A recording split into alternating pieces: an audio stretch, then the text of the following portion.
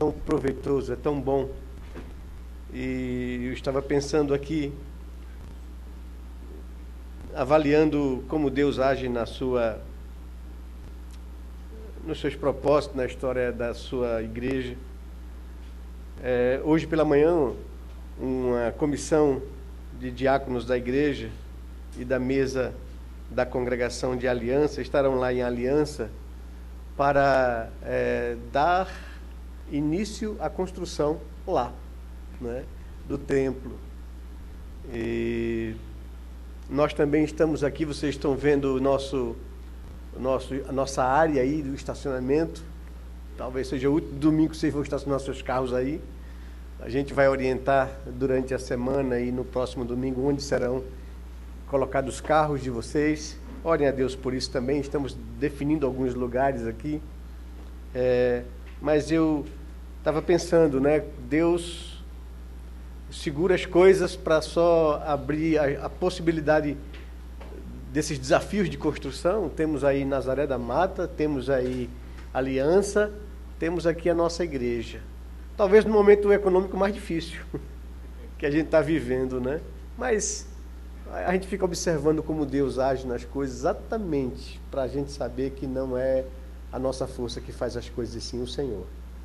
Enquanto os irmãos caminhavam aqui para consagrar a Deus seus dízimos, suas ofertas, como desafiado pelo presbítero Wilson, estava meditando no texto de Provérbios, né, capítulo 3, verso 9 e 10, que diz: honra ao Senhor com os teus bens e com as primícias de toda a tua renda, e se encherão fartamente os teus celeiros e transbordarão de vinho os teus lagares. Deus nos desafia a confiar nele e a depender dele, como nós cantamos aqui na manhã enquanto trazíamos os nossos dízimos e ofertas. Toda a criação reconhece que Deus é Deus e que louva o seu nome por isso, sabendo que o Senhor é quem nos sustenta. Essa é a nossa confiança, é a nossa alegria, e é bom a gente poder prestar esse culto solene a Deus e cantar os seus louvores. Chegamos nesse momento onde nós estamos diante da palavra de Deus, e eu gostaria de convidá-los a que vocês abrissem suas Bíblias no Evangelho segundo Lucas e darmos prosseguimento à exposição desse Evangelho. Estamos no capítulo 4, versos 14 ao 30. Evangelho segundo Lucas, capítulo 4, versos 14 a 30.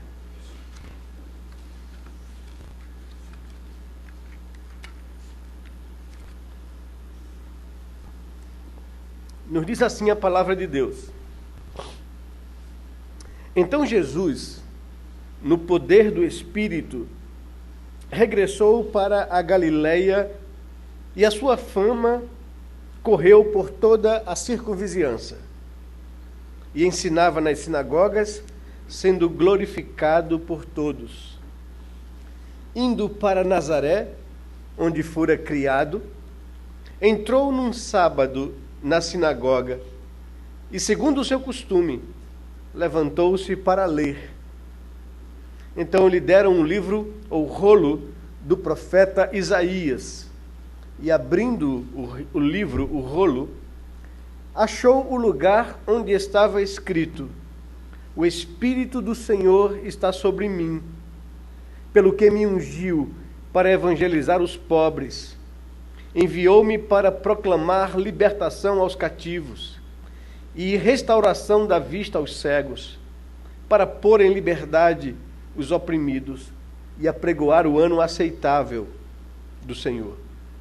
Tendo fechado o livro, devolveu-o ao assistente e sentou-se.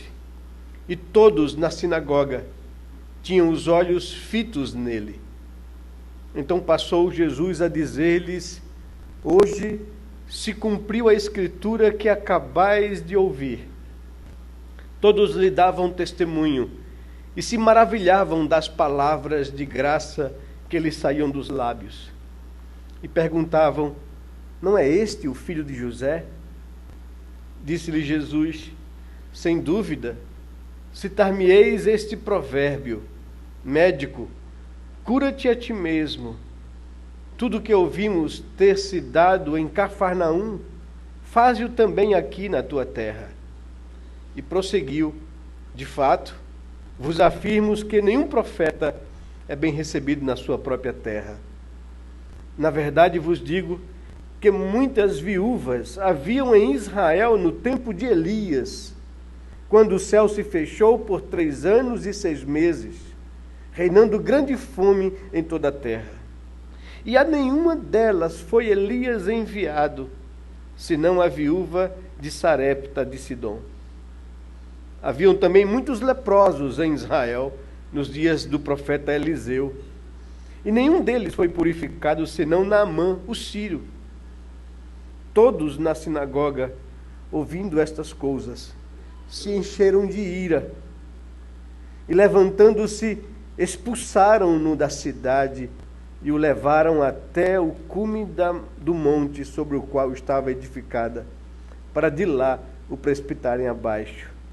Jesus, porém, passando por entre eles, retirou-se. Vamos orar ao Senhor. Pai bendito, Deus amado, agradecemos de todo o nosso coração pelo privilégio e oportunidade de estarmos aqui nesse lugar. No dia que o Senhor separou para que a tua igreja goze de comunhão e tenha prazer na tua presença. Dá que esse dia de hoje seja um dia muito singular nas nossas vidas, pois é o dia que o Senhor venceu a morte, é o dia da vitória do Cordeiro, é o dia da ressurreição. Louvado seja o teu nome por isso, Pai. Faz com que possamos, de fato e verdade, parar todas as atividades que temos comumente, de trabalho, de lazer, e nos concentrarmos em estar na tua presença, tirar esse dia para experimentar comunhão contigo, comunhão plena, que a nossa alma possa ser tocada pelo teu Espírito, que a tua palavra possa nos trazer vida, prazer, que o Senhor possa colocar nos nossos lábios um cântico de louvor ao nosso Deus, no nosso coração gratidão, e que a nossa alma possa ser renovada nesse dia de hoje na tua presença. E nesta manhã, Senhor Deus, quando vimos aqui oferecer este culto ao Senhor, como forma de gratidão por todas as coisas que o Senhor tem feito na nossa vida, por tudo aquilo que tu és, Senhor, fala ao nosso coração pela tua palavra, abre nosso entendimento, Senhor Deus, que o teu Espírito Santo ministre aos nossos corações a palavra do Senhor, renove as nossas vidas, nos traga ânimo, Senhor Deus, alegria de poder viver na tua presença. Passa por cima das nossas debilidades, porque somos inadequados na tua presença, somos incapazes de transmitir com fidelidade a tua palavra, mas dá-nos, Senhor Deus, graça nesta manhã, para que aquilo que falemos aqui possa ser palavra de Deus ao coração do teu povo. Nós oramos assim ao Senhor na expectativa de que as nossas vidas saiam daqui tocadas e transformadas pelo teu Espírito. É a nossa oração no nome de Jesus, Pai. Amém, Senhor Deus. Amém, Pai amado.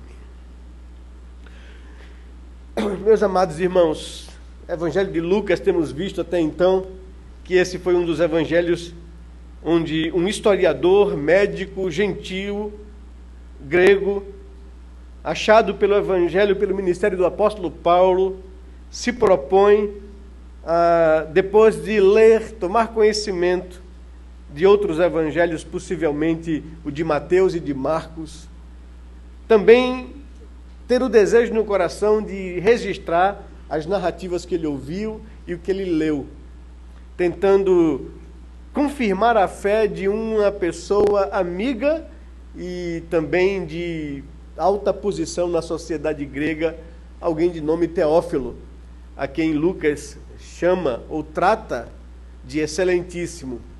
Certamente essa pessoa tinha uma posição destacada na sociedade. E inspirado pelo Espírito Santo, Lucas tenta fazer com que a fé que esse homem conheceu e abraçou possa ser solidificada. E aí ele então passa a fazer uma pesquisa acurada das coisas que aconteceram naquele período. Vai às testemunhas oculares, a Mateus, vai a pessoas que receberam a influência muito forte, como Marcos, e agora se propõe a escrever o seu evangelho, inspirado pelo Espírito Santo. Lucas nos dá uma narrativa, como ele mesmo observa, acurada, onde ele procurou pessoas e colocou no seu evangelho registros de sentimentos ou de particularidades que não se encontram em nenhum dos outros evangelhos sinóticos. Lucas, então, começa a narrar desde a anunciação do nascimento de Jesus, a preparação daquele que viria a planar o terreno, a João Batista, a revelação aos seus pais, o nascimento, e aí dá o crescimento de Jesus. E nós vimos tudo isso aqui, e na maioridade, quando João começa o seu ministério e vai ao deserto da Judéia para pregar às multidões ao redor do Jordão, numerosas multidões vinham a ele no deserto para ouvir a sua mensagem. E eram por ele batizados com um batismo de arrependimento, de purificação, preparando o caminho para a vinda do Messias. João é surpreendido por Jesus. Ele não conhecia até então, apesar da familiaridade. Fora criado no deserto da Judéia, certamente num desses mosteiros cênicos.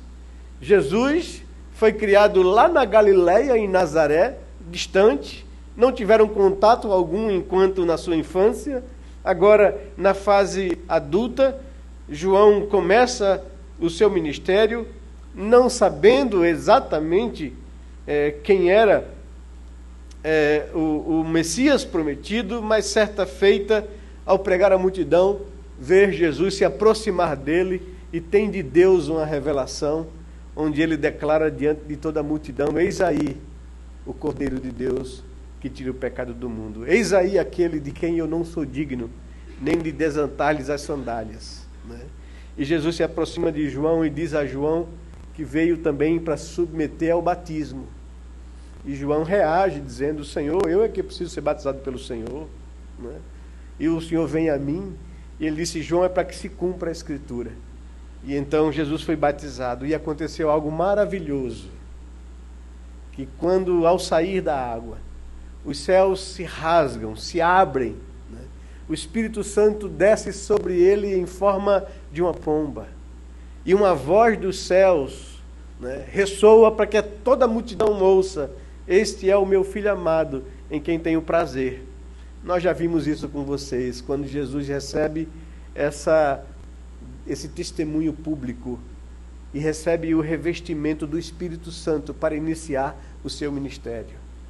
Dali, diz o texto, que Jesus saiu, conduzido pelo Espírito Santo, e foi ao deserto para buscar a Deus, para passar um tempo a sós com o Senhor, para se dedicar aos exercícios devocionais da oração e do jejum, preparando-se para enfrentar aquilo que ele sabia para o qual ele veio, a cruz, para enfrentar a oposição das pessoas, para enfrentar todas as lutas que ele teria contra as hostes do mal. E o Senhor passa ali então 40 dias no deserto em oração, e durante 40 dias ele é tentado pelo diabo, ele é perturbado pelo diabo para que o seu propósito não se cumpra. E nós já vimos todas aquelas tentações onde o diabo tenta desviar o Senhor do seu propósito, negociar com ele, dizendo que tem uma proposta melhor do que o Pai tinha para ele, que ele ganharia toda a glória do mundo, porque Satanás recebeu toda a glória desse mundo, ele era o príncipe desse mundo, e ele daria essa glória a Jesus sem precisar de cruz, se ele prostrado lhe adorasse. E há aquele enfrentamento de Jesus com Satanás, e ele resiste às tentações, e ele submete a Deus, e repreende o diabo, e depois vêm os anjos e lhe servem. É exatamente desse ponto que nós começamos no verso 14. Sai dali Jesus, daquela prova, daquele momento difícil, sai dali no poder do Espírito Santo, diz o verso 14. Então Jesus, no poder do Espírito, ou seja, ungido pelo Espírito Santo, regressa para a Galiléia, e a sua fama correu por toda a circunvizinhança, e ensinava nas sinagogas, sendo glorificado por todos. Esse é o texto.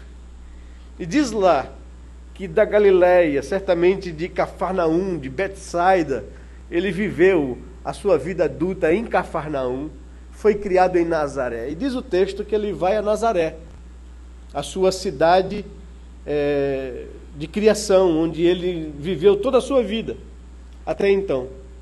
E chegando a Nazaré, ele procura a sinagoga. E aqui vem já alguns textos que nos apontam coisas que deveriam marcar a nossa vida. Diz lá o texto que no sábado, no dia separado pelo Senhor para o seu povo estar na presença dele em comunhão, como era do seu costume, ele vai à sinagoga. Sinagoga eram congregações do templo. Ninguém podia sair das suas casas, das suas cidades, das suas regiões, todo o dia do Senhor, para se dirigir a Jerusalém. Então eles fizeram em cada cidade sinagogas, que eram miniaturas bem pequenas do templo, onde eles podiam ali não fazer sacrifícios, mas poder aprender da palavra de Deus com algum rabino, com algum sacerdote. E Jesus, como de costume, como era comum a ele, no dia do Senhor, vir adorar a Deus no lugar que o Senhor separou para isso. Aprendemos aqui que nós não podemos trocar por coisa alguma esse momento aqui, esse dia do Senhor.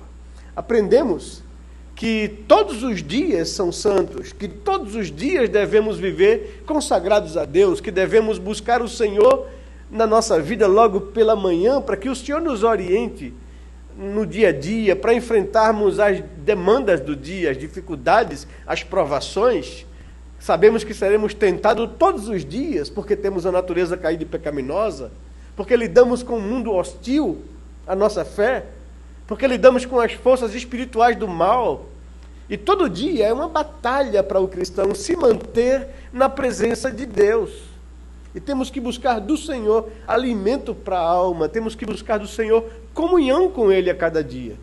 Mas a palavra de Deus nos diz, desde a criação, que Deus criou o mundo em 7 dias, em 6 dias. E no 7º dia, Ele separou esse dia para que o homem cesse do seu trabalho, cesse das suas atividades e seja convidado a estar na presença do Senhor em comunhão. Seja um dia consagrado ao Senhor. Seja um dia dedicado às coisas de Deus e não às minhas coisas. Ele estabeleceu isso na criação.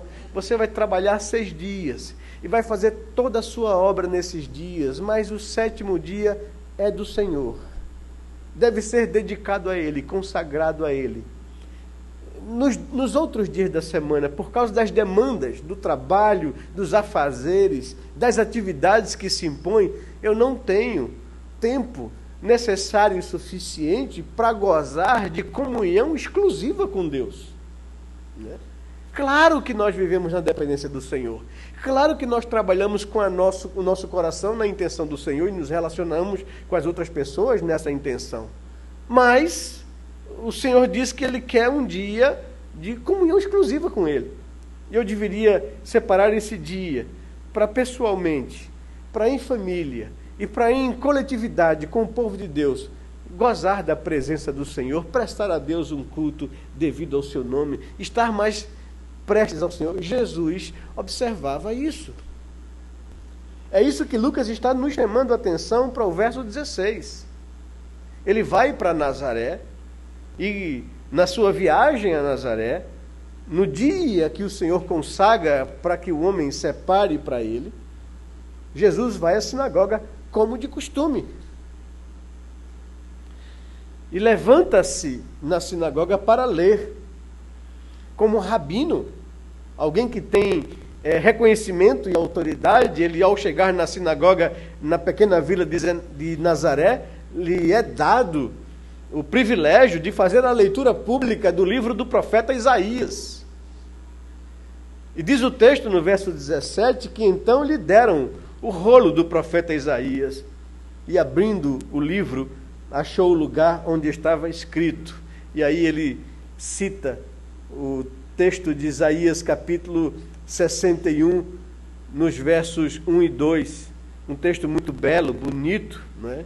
Onde a palavra de Deus nos diz: o Espírito do Senhor Deus está sobre mim, porque o Senhor me ungiu para pregar boas novas aos quebrantados, enviou-me a curar os quebrantados de coração, a proclamar libertação aos cativos e a pôr em liberdade todos os algemados, e a pregoar o ano aceitável do Senhor, o dia da vingança do nosso Deus, a consolar todos os que choram, e a pôr sobre os que em Sião estão de luto uma coroa em lugar de cinzas, óleo de alegria em vez de pranto, vestes de louvor em vez de espírito angustiado, a fim de que se chamem carvalhos de justiça, plantados pelo Senhor para a sua glória.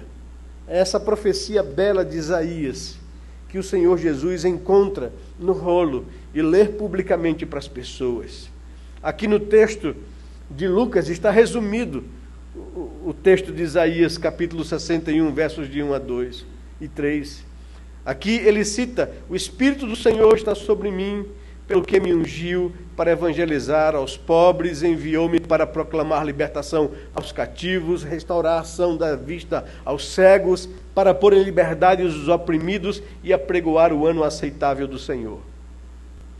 Diz o texto que, tendo ele acabado de ler, fechou o rolo, devolveu ao assistente e assentou-se.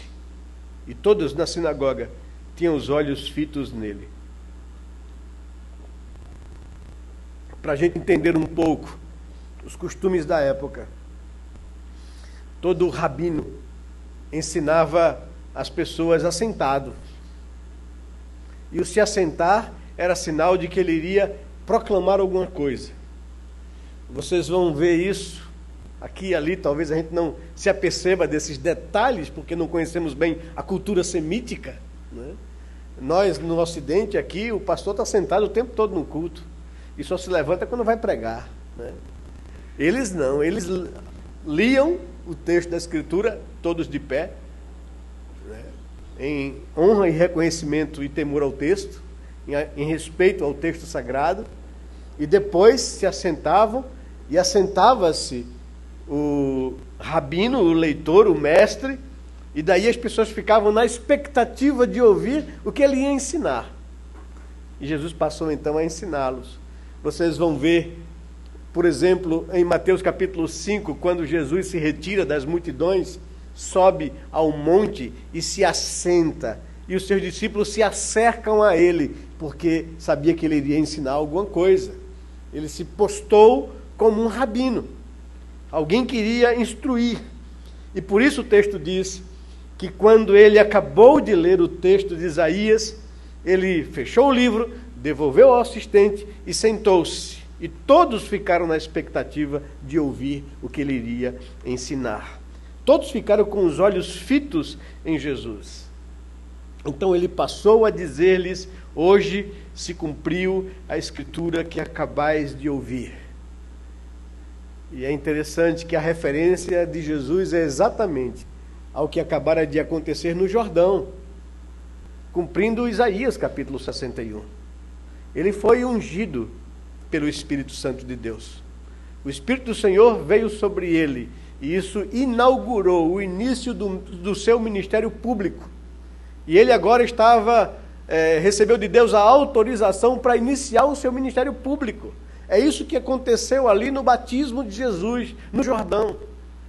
É esse o testemunho de Deus público. Este é o meu filho amado, a revelação de Deus para o mundo.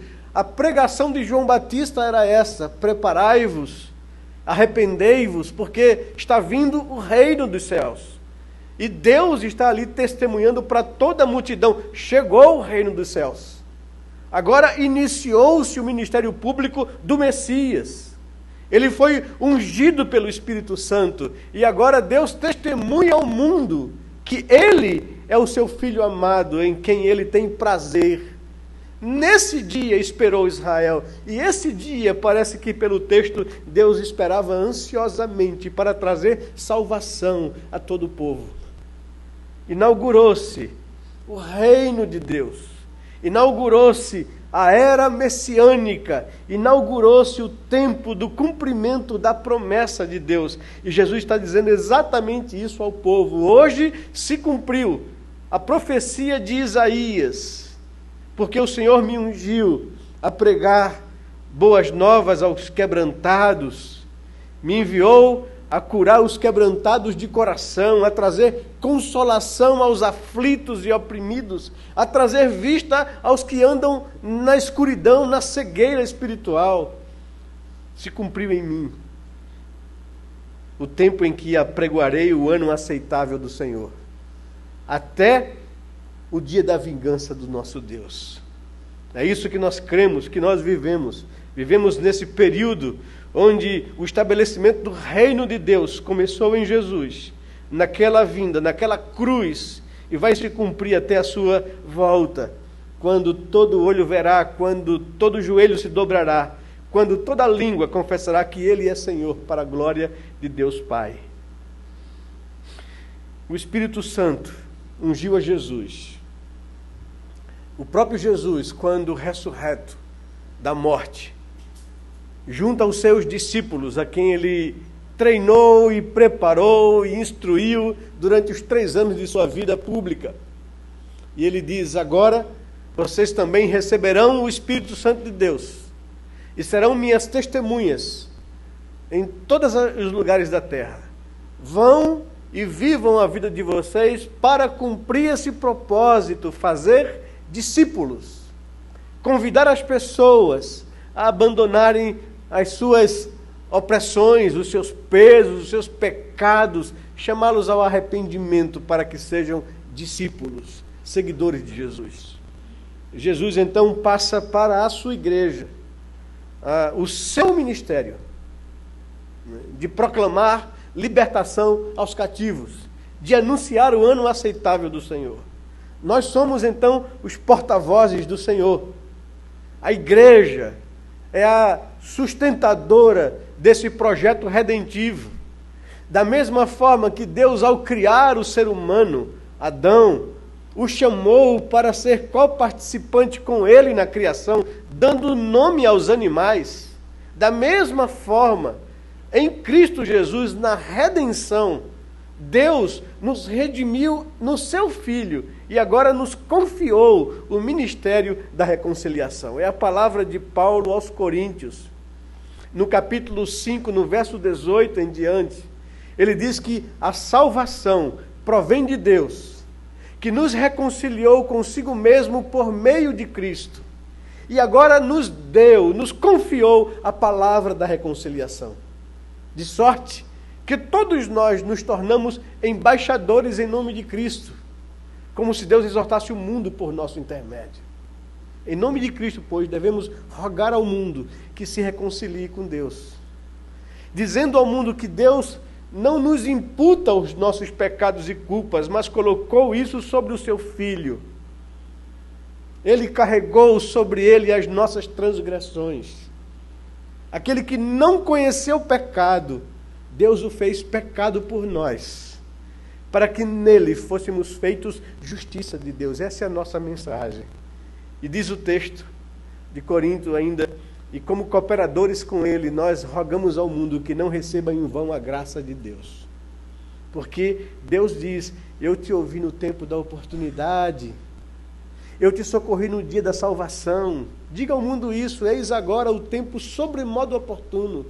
É hoje o dia da salvação. Da mesma forma que o Espírito do Senhor ungiu Jesus para evangelizar, são os verbos que aparecem aqui no texto de Isaías, para proclamar, para apregoar aos pobres, e a palavra pobre está fazendo uma referência a aplicar aquela primeira bem-aventurança de Mateus capítulo 5, onde o Senhor diz que bem-aventurado é o homem que é pobre de espírito, é o homem que se reconhece miserável espiritualmente, que não tem recursos, que não tem o que oferecer a Deus.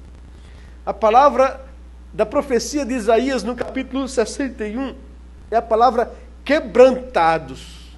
As pessoas que não têm arrogância ou orgulho. O homem que reconheceu de fato que não tem nenhuma provisão para tentar argumentar com Deus ou justificar-se diante de Deus. Feliz é o homem que reconhece a sua real condição de miséria espiritual. Ele não tem nada a oferecer. Enquanto a pessoa olhar para si e ver em si algum valor, geralmente em comparação com outros homens que estão num estado pior do que o seu, e quando ele usa isso diante de Deus para tentar justificar-se, tentar mostrar que há alguma bondade em seu coração, esse homem está longe de receber graça. Porque o Senhor veio proclamar e libertar os quebrantados de coração, os que estão pesados em suas angústias por causa do pecado. Esse é o convite de Jesus. Venham a mim, todos vós que estão cansados, exauridos em suas forças espirituais para tentar se justificar. Isso é a ideia do texto. Vinde a mim, todos vós que estáis cansados e sobrecarregados, eu vos aliviarei. Tomem sobre vós o meu jugo e aprendam de mim, porque o meu fardo é leve, e encontrarei descanso para as vossas almas. O descanso só vem para a alma de alguém que reconhece o seu real estado de miséria e chora e lamenta esse estado. Ele é consolado pelo único consolo que pode lhe trazer paz, a cruz.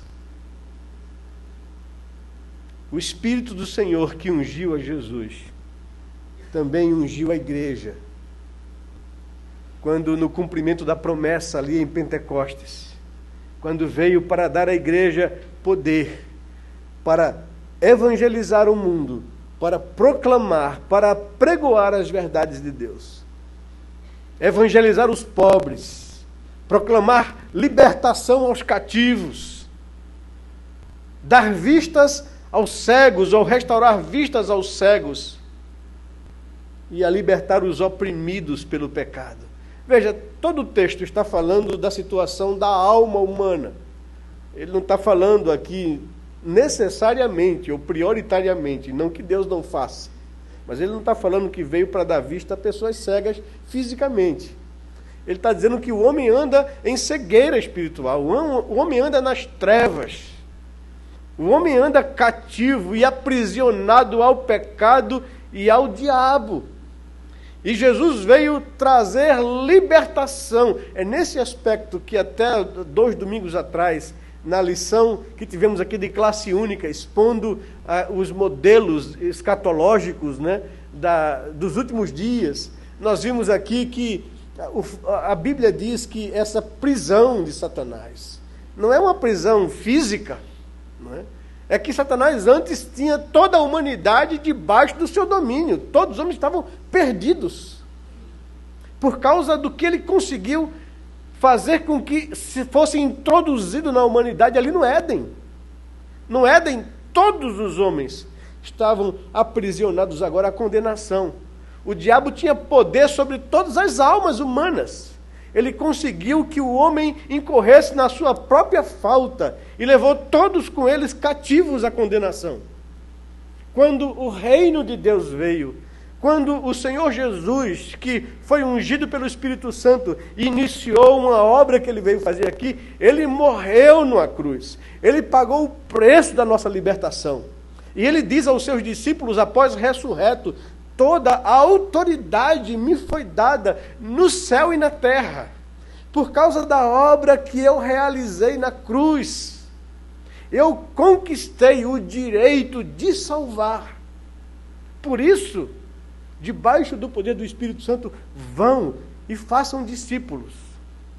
É nesse sentido que a palavra que ele diz a Pedro nos traz compreensão sobre essa verdade, Pedro, de quem eu sou, a igreja será edificada. E a igreja é edificada por vidas resgatadas da condenação. E ele diz a Pedro, e diz à igreja, as portas do inferno não terão poder sobre a ação da igreja. Vão e arranque pessoas da condenação eterna pela proclamação da verdade de Deus. O valente, que é Satanás, ao chegar alguém em sua casa, lhe prende e lhe saqueia os bens. Assim foi aquilo que o Senhor fez na cruz. Satanás, de fato e verdade, está agora sujeito ao poder da obra de Jesus. E a igreja, nós, eu e você, recebemos o privilégio de nos tornarmos embaixadores de Deus, para saquear a casa do valente, que foi amarrado pelo poder da cruz. Nós temos em nossas mãos, em nossa boca, o poder para libertar cativos, para libertar oprimidos, para dar vista aos cegos. Por causa de Jesus, do seu ministério, daquilo que ele conquistou, e a semelhança da criação, na redenção, ele nos confiou, nos chamou a sermos participantes da obra de salvação, sendo cooperadores com ele, exortando o mundo por seu intermédio.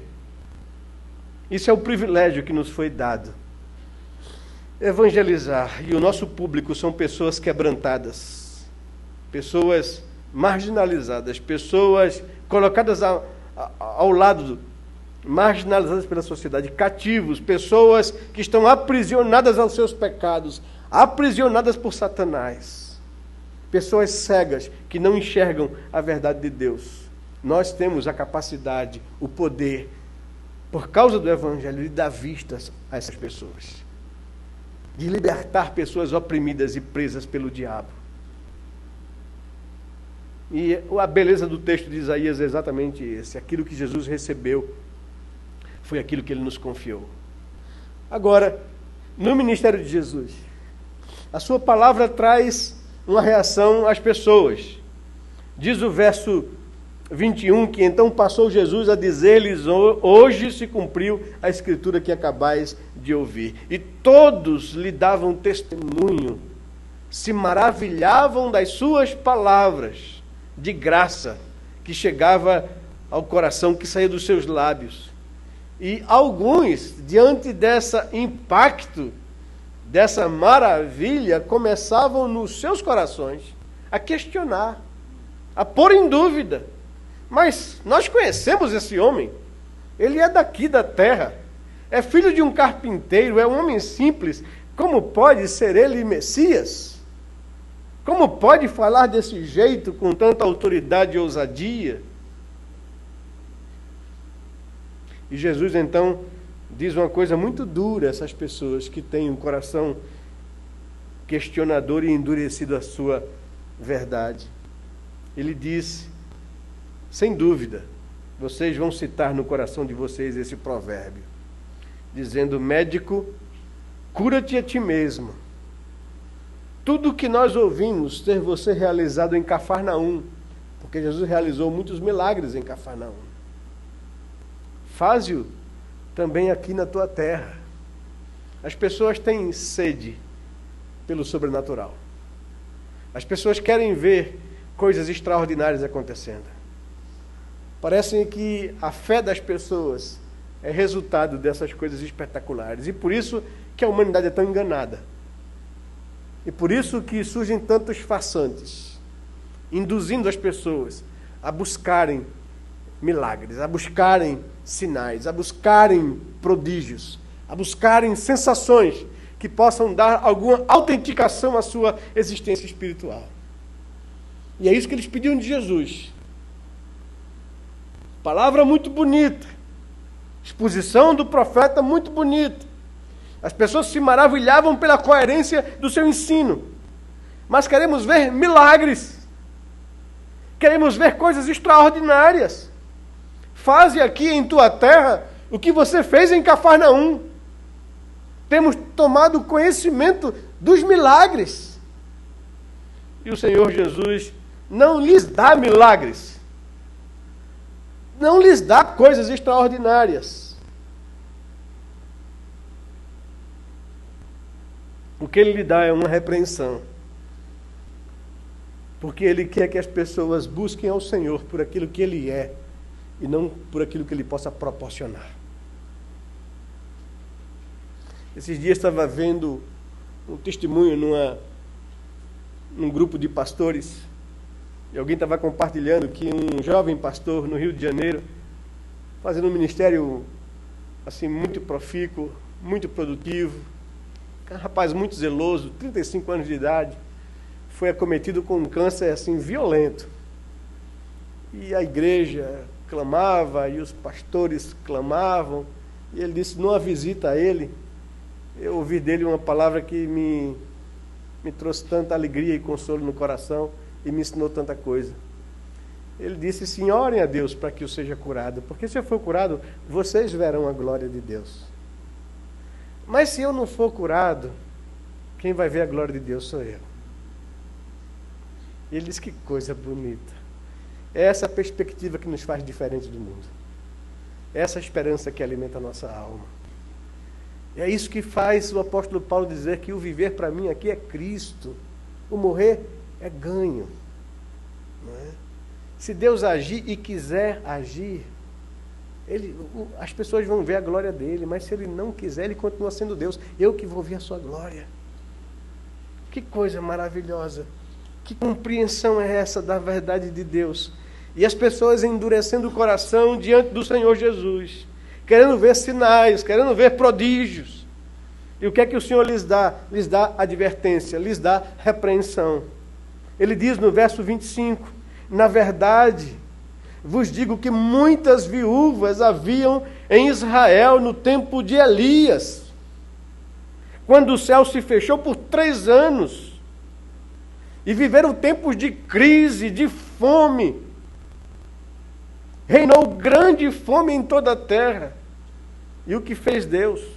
A nenhuma dessas pessoas enviou Elias, senão a uma viúva de Sarepta de Sidom, uma pessoa que não era de Israel. E a essa viúva, ele lhe multiplicou o alimento. E a essa viúva, ele lhe restaurou a vida ao filho. E ele continua dizendo, no verso 27, que haviam também muitos leprosos em Israel, nos tempos do profeta Eliseu, e a nenhum deles foi purificado, senão Naamã, o Sírio. E todos, ao ouvirem a sua advertência e exortação, ouvindo estas coisas, se encheram de ira. Que coisa interessante. Veja bem, no mesmo auditório, no mesmo sermão, no mesmo estudo, o verso 22 diz que as pessoas se maravilhavam das suas palavras. E agora diz que se enchiam de ira contra ele. E levantando-se, expulsaram-no da cidade, não só da sinagoga. E levaram até o cume do monte sobre o qual a cidade de Nazaré está edificada, para de lá o precipitarem abaixo. Numa viagem que a gente fez a Israel, a gente foi a Nazaré. Né? E, claro, um dos pontos turísticos é exatamente esse monte, chamado de Monte da Precipitação. Né? É, de fato, um lugar muito assustador e alto. Né?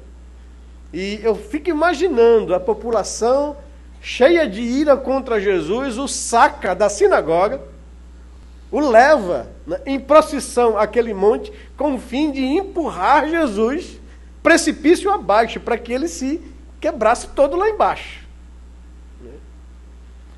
Como é que o mesmo público que se maravilhava das suas palavras, agora se revoltam contra ele cheio de ira e tentam matá-lo? Essa é a natureza humana, meu querido. Essa é a natureza humana sem a graça de Deus, sem a ação do Espírito Santo de Deus. Diz o texto que Jesus, porém, passando por entre eles, escapou, se retirou não era a sua hora ainda disso. Eu queria encerrar esse momento trazendo vocês à reflexão. Em primeiro lugar, o que eu tenho batido com vocês aqui, o que é o esforço de todo pastor? Sabe qual é o esforço de todo pastor, como um amigo do noivo? É estar sempre advertindo a noivo a não se deixar enamorar pelo mundo. Porque as demandas dessa vida, as preocupações pelas riquezas, pela sobrevivência, muitas vezes nos roubam o melhor do nosso tempo. E a gente vive para o mundo. E a gente vive para nós mesmos. E a gente vive em busca da manutenção e do sustento da vida. E muitas vezes nos esquecemos de dedicar a nossa vida ao Senhor. Muitas vezes nos esquecemos que estamos aqui nesse mundo não para trabalhar, não para ganhar dinheiro, não para realizar os nossos projetos somente. Estamos aqui em primeiro lugar para viver a nossa vida para o Senhor, para a sua glória, como instrumentos do Senhor, na proclamação dessas verdades para libertar os cativos. E, de fato, libertar os cativos no meio que nós trabalhamos, no meio que nós vivemos. Mas a nossa prioridade não é o nosso meio, e sim o Senhor. E esse é o grande esforço do pastor. Porque vocês vêm aqui ao domingo para adorar a Deus, nós adoramos a Deus aqui, vocês ouvem a palavra de Deus, mas vocês voltam para a sua semana, para o seu trabalho, para as suas demandas. E muitas vezes são engolidos pelas demandas, pelas necessidades, pelo calendário, pela agenda, pelas atividades. E enfraquecem na busca do Senhor. E perdem o pique na busca do Senhor. Meus amados, em nome de Jesus, nós estamos aqui nesse mundo e a nossa maior responsabilidade, compromisso e tarefa não é ser um trabalhador, um profissional, um estudante, um marido, uma esposa, um filho. Nossa maior prioridade aqui nesse mundo é ser embaixador de Deus. É ser cooperador com Deus na obra da redenção. É se envolver com um projeto maior. É se envolver com um projeto de Jesus. Porque Ele nos reconciliou consigo mesmo e nos confiou o ministério da reconciliação. E nos convidou a sermos cooperadores com Ele nessa obra. De libertar pessoas aprisionadas e cativas, de dar vista a cegos espirituais, de evangelizar e proclamar essa boa nova aos quebrantados de coração. Que o Senhor possa trazer essa consciência, em primeiro lugar, às nossas vidas. Ele nos deu a autoridade do Espírito de Deus, para que a gente vá, em nome dEle, anunciar essas verdades. Que seja isso a minha prioridade na vida. Que as outras coisas que Deus me coloca para que eu possa tirar daqui o meu sustento, não se torne a minha prioridade na vida. Se torne o meio pelo qual Deus me dá sustento para que eu possa me dedicar a ser embaixador em nome de Cristo. Que eu entenda isso de forma definitiva. Em segundo lugar, que eu não permita que a minha natureza caída se torne endurecida a ponto de não crer nem confiar em Jesus, a ponto de questioná-lo na sua autoridade, mas crer.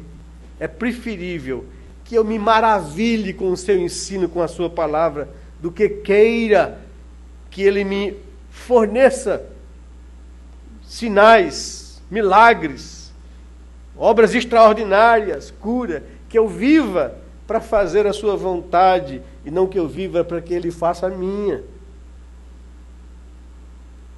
Que eu não permita que o meu coração venha, a hipótese alguma, se encher de qualquer dúvida ou ira. Que eu possa ser abençoado e agraciado pela misericórdia de Deus. Eu queria convidar você, nesse momento, a orar ao Senhor, a baixar sua cabeça, a buscar o seu Deus. Como você tem vivido a sua vida? Como esse Jesus tem impactado o seu dia a dia? Como ele tem falado ao seu coração, meu querido?